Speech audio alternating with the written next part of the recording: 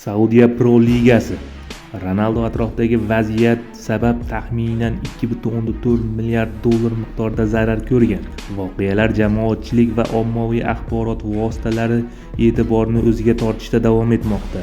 Fox Sports Cristiano Ronaldo atrofida davom etayotgan vaziyat fonida Saudiya Pro Ligasi bilan hamkorlikni to'xtatgan ilk yirik xalqaro translyatsiyon tashkilot bo'ldi.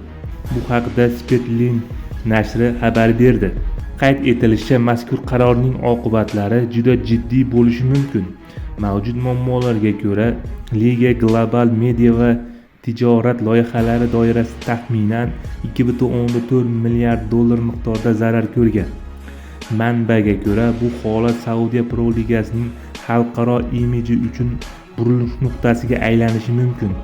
Voqealar esa jamoatchilik va ommaviy axborot vositalari e'tiborini o'ziga tortishda davom etmoqda.